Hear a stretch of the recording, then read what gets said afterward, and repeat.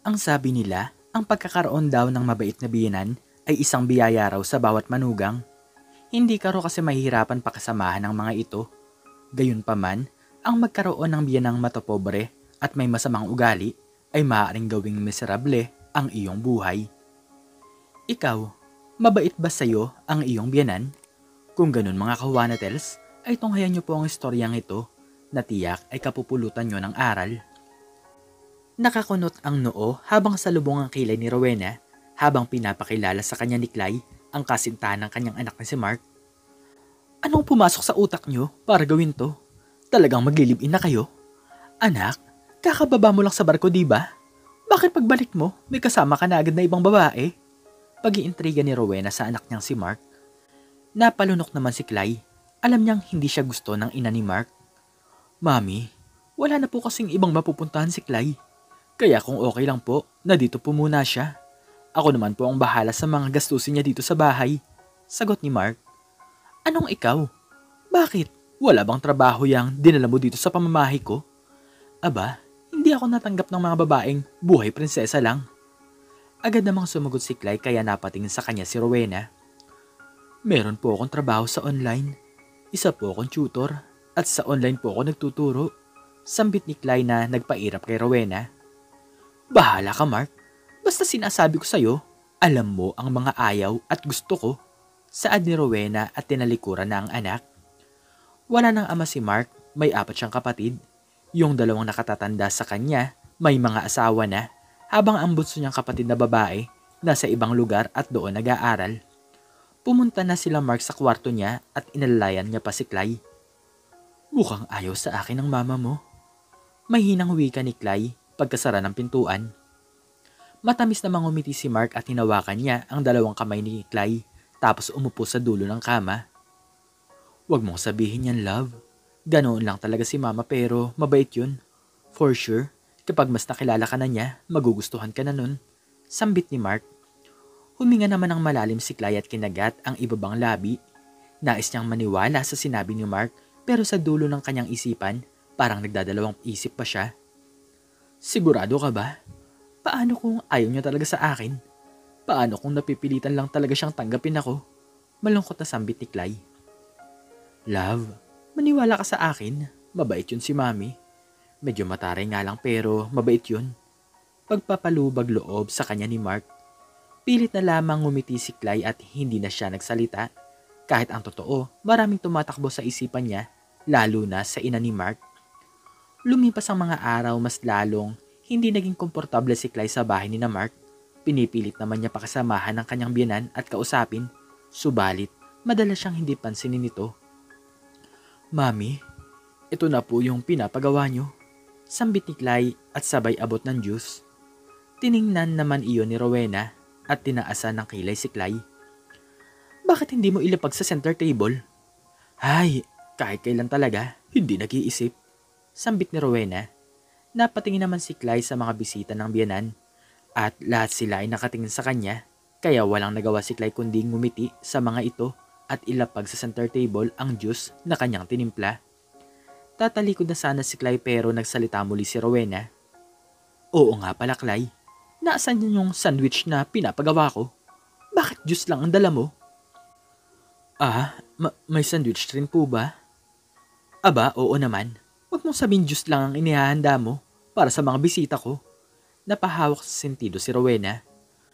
Hay nako, sa dami-dami ng iuwi ni Mark na babae dito sa bahay, paanga-anga pa. Umiiling-iling na sambit ni Rowena habang si Clay naman gusto na niyang makaalis sa kinatatayuan niya dahil sa pamamahiya sa kanya ng biyenan. Gagawa lang po ako. Saad ni Clay at mabilis siyang tumungo sa kusina para gumawa ng egg sandwich. Mukhang pagod ka ha. Marami ka bang ginawa kanina? Tanong sa kanya nang kararating lang na si Mark. Wala, medyo napagod lang ako sa trabaho ko kanina. Pagsisinungaling ni Clay, kahit ang totoo pagod siya sa gawaing bahay. Marami kasing inuutos si Rowena kay Clay, lalo na sa tuwing wala si Mark sa bahay nila. Ganoon ba? Huwag mo masyadong stressin sa sarili mo. Pwede ka namang magpahinga pagkatapos ng tutor mo. Payo ni Mark at ngumiti naman sa kanya si Clay. Nagpapahinga lang naman ako, love. Kumusta ka nga pala? kumusta nga pala yung lakad mo? Ayos na. Baka next month, makakasampa na ulit ako sa barko at plano ko sanang pagbalik ko, magpagawa na tayo ng bahay. Saad ni Mark na kinangiti ni Clay. Talaga? Masayang tanong ni Clay at tumango-tango naman si Mark. Kung ganun, mas pagbubutihin ko rin ang pagtatrabaho ko para mas mabilis tayo makaipon. Masayang sambit ni Clay. Dumating na ang araw na pagsampa ni Mark sa barko. Kasama ni Mark ang ina niya at si Clay para ihatid siya. Ma, kayo na po muna ang bahala sa asawa ko ha. Pagbili ni Mark. Peke namang umiti si Rowena at hinawakan pa ang balikat ni Clay na nagpailing sa kanya. Oo, ako na ang bahala dito sa asawa mo. Basta, ikaw mag-iingat ka ha. Paalala ni Rowena. Niyakap naman ni Mark ang kanyang ina ng mahigpit. Opo, mami, kayo rin po. Sagot ni Mark at tumingin naman siya sa asawa niyang si Clay. Love, lagi kang tumawag sa akin ha. Lalo na kapag may kailangan ka, tsaka huwag kang masyadong magpapagod sa trabaho. Matuto ka namang magpahinga. Saad ni Mark kay Clay. Isang tango ang sinagot ni Clay at mahigpit niyang niyakap si Mark. Hindi pa man ito nakakasampa sa barko, alam naman niyang mamimiss niya agad ito. Pagka-uwi ni Clay at Rowena, agad silang sinalubong ng kasambahay nila. Belen, nagawa mo na ba yung mga pinapagawa ko? Tanong agad ni Rowena habang si Clay naman ay nasa likuran lamang. Hindi pa po ma'am, tinatapos ko lang po ang paglilinis ng bahay. Sagot ni Belen. Gawin mo na yon at si Clay na ang maglilinis ng bahay. Utos ni Rowena. Alanganing sumuliyap si Belen kay Clay. Mami? May gagawin pa po kasi ako eh. May trabaho pa po ako. Saad ni Clay at lumingon sa kanya si Rowena na parang naiirita sa sinabi ni Clay. Ano ba ang gusto mong gawin ko? Ako pa ang mag-a-adjust sa'yo. Wala na dito ang anak ko kaya hindi ka na magiging buhay prinsesa dito. Nakikitira ka na nga lang, demanding ka pa. Mapang-insultong wika ni Rowena. Hindi naman po sa ganun. Gagawin ko naman po yung iniuutos niyo pero sana kapag natapos ko na po yung trabaho ko.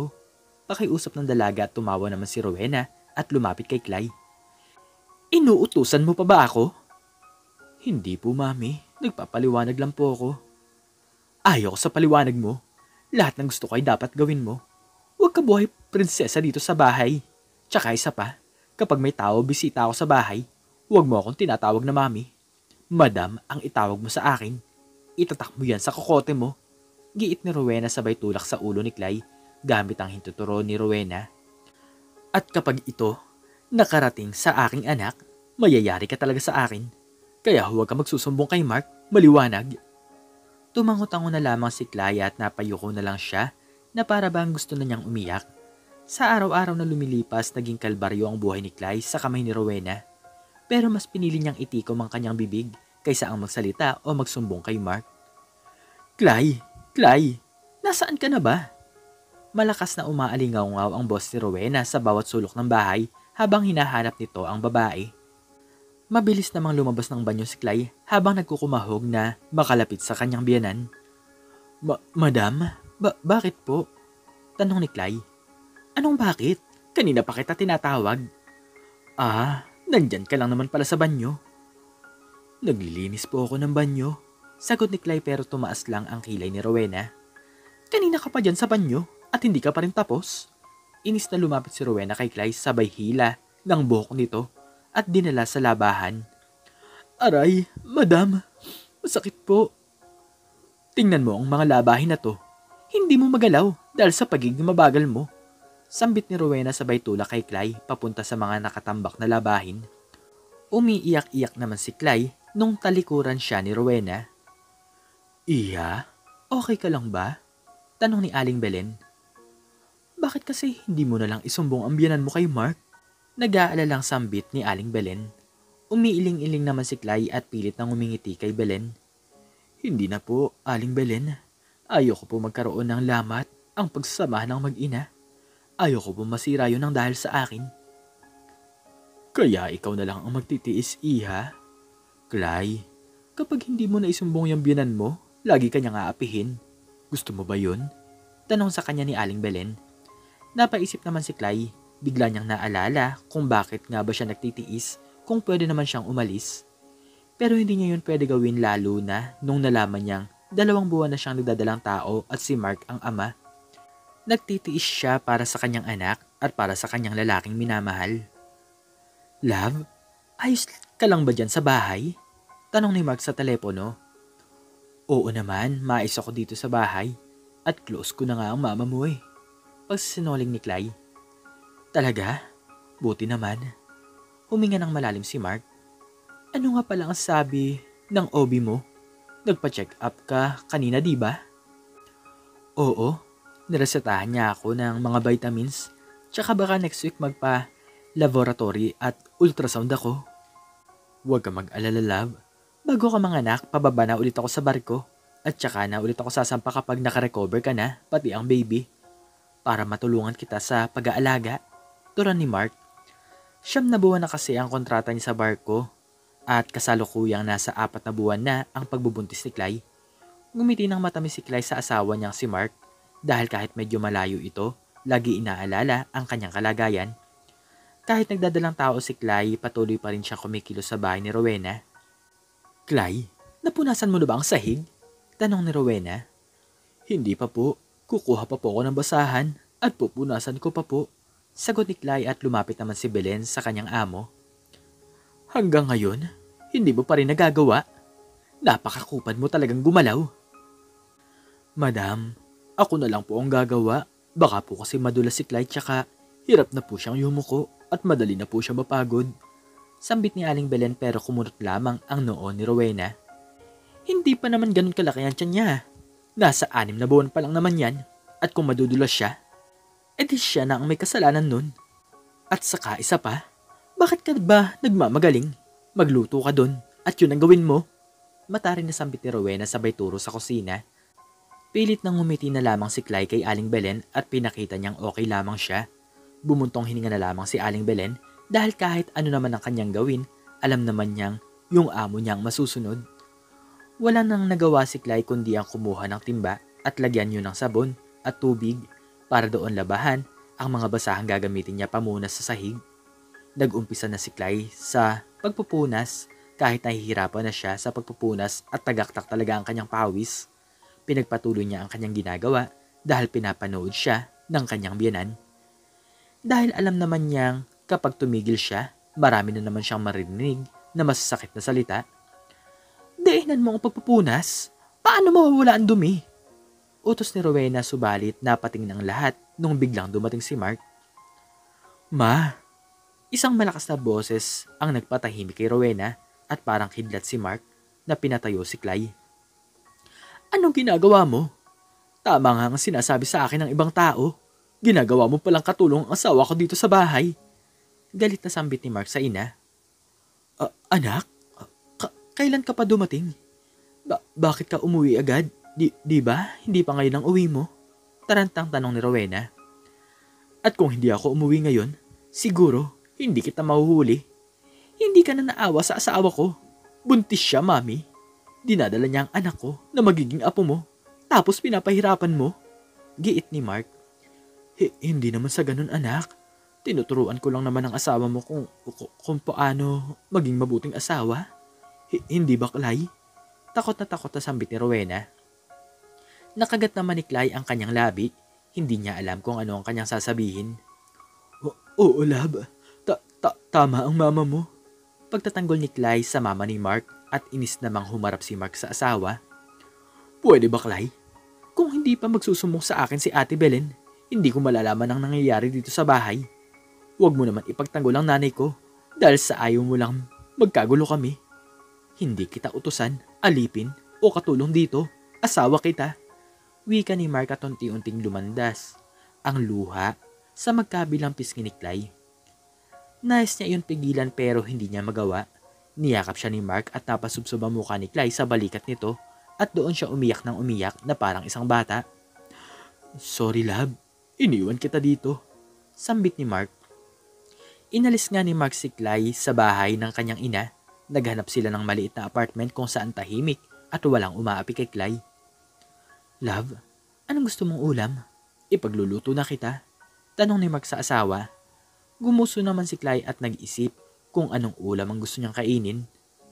May tosino ba dyan? Gusto ko kasi ng tosino. Meron pa dito sa rep? Yun ba ang gusto niyo ni baby? Tumangot-tango naman si Clay at ngumiti si Mark bago maglabas ng tosino. Oo nga pala, love. Nakausap mo na ba ang mama mo? Tanong ni Clay habang nagluluto si Mark. Seryoso namang tumingin sa kawali si Mark. Hindi ko siya kailangan kausapin. Sa lahat ng nagawa niya, hindi ko alam kung maituturing ko pa siyang ina. May inis na sambit ni Mark. Lumapit si Clay sa asawa at niyakap niya ito mula sa likuran. Pero mama mo pa rin siya. Siya pa rin ang nanay mo kaya sana mapatawad mo na siya. Kasi ako, matagal ko na siyang pinatawad kahit hindi pa siya humihingi ng paumanhin. Dahil para sa akin, ina pa rin siya ng taong mahal ko. Hindi niya lang siguro ako gusto pero sigurado ako ngayon na nagsisisi na siya sa lahat ng kanyang ginawa. Litan niya ni Clay. Huminga naman ng malalim si Mark. Pinatay muna ang stove at humarap kay Clay. Pinisil-pisil niya ang pisngi nito. Ang bait mo talaga. Salamat dahil pinatawad mo si mama. Salamat sa lahat. Kung kinilala ka lang niya, sigurado rin akong magugustuhan ka niya. Madamdaming sambit ni Mark. Nanganak na nga si Clay at kasalukuyang 3 buwan na ang baby nila. Masayang nakikipaglaro si Mark sa anak niyang babae nang may biglang kumatok sa labas ng kanilang bahay. Ako nang magbubukas. Sambit ni Clay at lumabas ng kwarto para pagbuksan ng pinto ang taong nasa labas. Clay, kumusta na kayo? Alanganing tanong ni Rowena nung buksan ang pinto. Madam, nandito po pala kayo. Pumasok po kayo. Tarantang sambit ni Clay at natakot na makagawa ng mali. Agad pinaupo ni Clay si Rowena sa couch. Magtitimpla lang po ako ng juice tsaka gagawa po ako ng sandwich. Saad ni Clay habang aligaga sa bawat kilos niya. Napahinto naman si Clay nung hawakan ni Rowena ang mga kamay niya. Huwag ka nang mag-abala. Nandito ako para kausapin ka kung okay lang sa'yo. Saad ni Rowena. Ako po? Oo, iha. Pwede ba tayong mag-usap? Opo, oo naman po. Sagot ni Clay at umupo rin sa couch.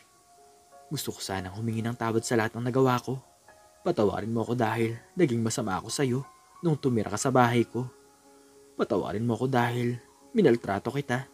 Saad ni Rowena habang tumatangis. Ngumiti naman si Clay at hinawakan ang kamay ni Rowena.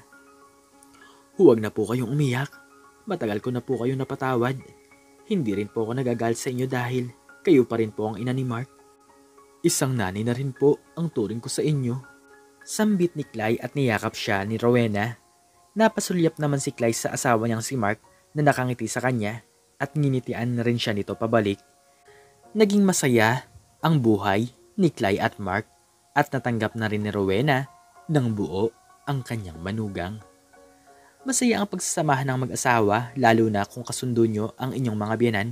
Sila daw kasi ang magiging pangalawang magulang nyo, pati pamilya. Sila rin ang isa sa gagabay sa inyong mag-asawa. Subalit hindi naman lahat ng taong nasa paligid mo ay makakasundo mo kaagad. Maaaring may isang taong hindi ka gusto pero hindi rin dahilan ang gumawa ng mali para apakan mo ang pagkatao ng taong ayaw sa'yo. Ikaw, ano ang natutunan mo sa istoryang ito? Maki-comment naman po sa baba kung ano po ang inyong natutunan. At hanggang dito na lamang po nagtatapos ang aking istorya at sana po ay nagustuhan nyo ito.